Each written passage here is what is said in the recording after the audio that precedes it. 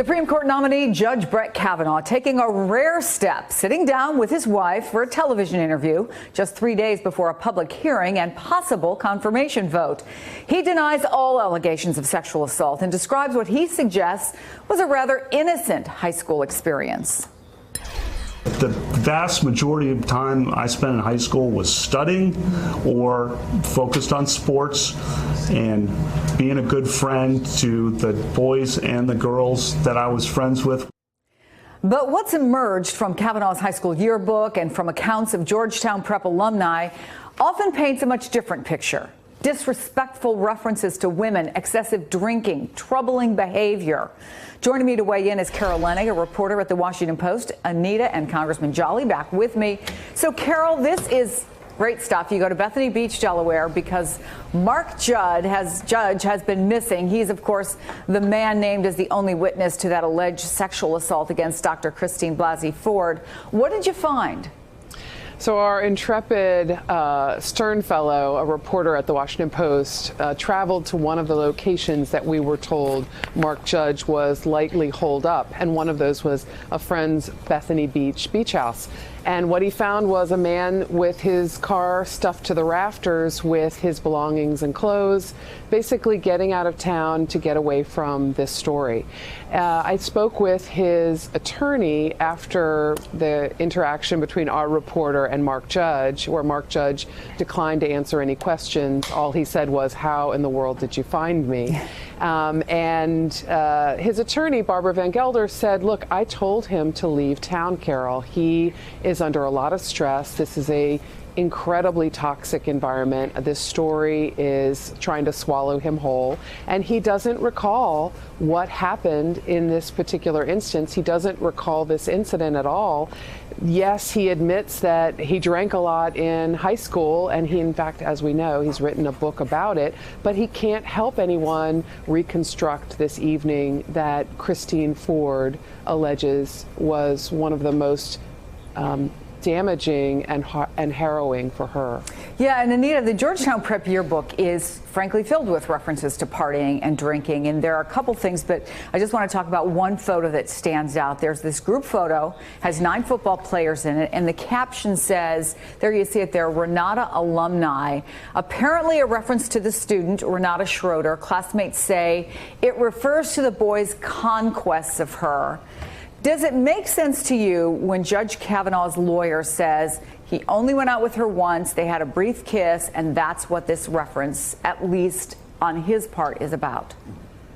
You know, I wasn't at Georgetown Prep. I wasn't at any of the sister schools at the time, so I can't judge. But what I will say is that last night in his interview on Fox News, Kavanaugh repeatedly used the phrase never, especially in the context of heavy drinking.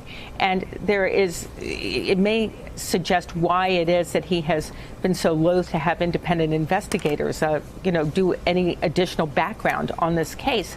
But the reality of this is there's a yearbook here in which it is clear that he and his group of friends had a certain culture that's not unusual for high school. It's not unusual for high school in 1983. It's not unusual for high school now. But that there was clearly a culture there that he is now trying to deny. And I think it does raise issues about his credibility. Yeah, and Congressman Renata was one of the women who signed this letter supporting Judge Kavanaugh. He also referenced that letter a couple times last night during the interview.